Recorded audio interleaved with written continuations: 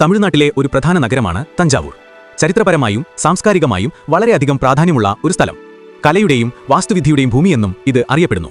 ചോഴ രാജവംശത്തിന്റെ തലസ്ഥാനമായിരുന്ന ഈ നഗരം അവരുടെ ഭരണകാലത്ത് നിർമ്മിച്ച നിരവധി ക്ഷേത്രങ്ങൾക്കും കലാസൃഷ്ടികൾക്കും പേരുകേട്ടതാണ്. തഞ്ചാവൂരിലെ ഏറ്റവും പ്രധാനപ്പെട്ടതും ലോകപ്രശസ്തവുമായ ഒരു നിർമ്മിതിയാണ് ബൃഹദീശ്വര ക്ഷേത്രം.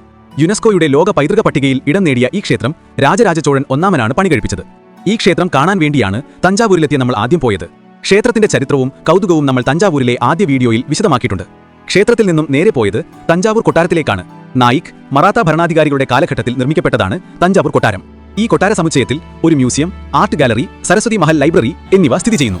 ചോഴ കാലഘട്ടത്തിലെയും അതിനുശേഷമുള്ള കാലഘട്ടത്തിലെയും നിരവധി ശില്പങ്ങളും ചിത്രങ്ങളും ഇവിടെ സംരക്ഷിച്ചിരിക്കുന്നു. തഞ്ചാവൂർ എന്ന പേരിനു പിന്നിൽ ഒരു പുരാതന ഐതിഹ്യമുണ്ട്. ഈ പേര് തഞ്ചൻ എന്ന അസുരനുമായി ബന്ധപ്പെട്ടതാണ്. പുരാണങ്ങൾ അനുസരിച്ച് തഞ്ചൻ എന്ന അസുരൻ ഈ പ്രദേശം ഭരിച്ചിരുന്നു. തഞ്ചൻ തന്റെ ക്രൂരമായ സ്വഭാവം കാരണം ആളുകൾക്ക് ദുരിതങ്ങൾ സൃഷ്ടിച്ചിരുന്നു. അവനിൽ നിന്ന് ജനങ്ങളെ രക്ഷിക്കാൻ വിഷ്ണു ഭഗവാൻ ഭൂദേവിയുടെ സഹായത്തോടെ തഞ്ചനെ വധിച്ചു.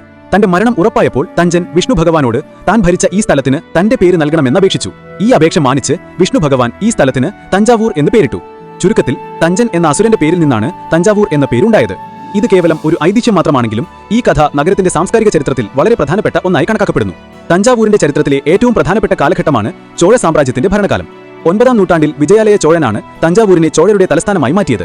അദ്ദേഹത്തിന് ശേഷം വന്ന രാജാക്കന്മാരുടെ കാലത്ത്, പ്രത്യേകിച്ച് രാജരാജ ചോഴൻ ഒന്നാമന്റെ ഭരണകാലത്ത് തഞ്ചാവൂർ ഒരു ശക്തികേന്ദ്രമായി മാറി.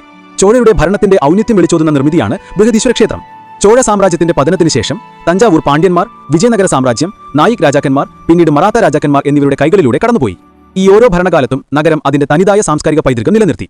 തഞ്ചാവൂർ കൊട്ടാരം പോലുള്ള നിർമ്മിതികൾ നായിക്, മറാത്ത ഭരണകാലത്താണ് ഉണ്ടായത്. തഞ്ചാവൂർ അതിന്റെ അതുല്യ പെയിന്റിങ്ങുകൾക്ക് ലോകപ്രശസ്തമാണ്.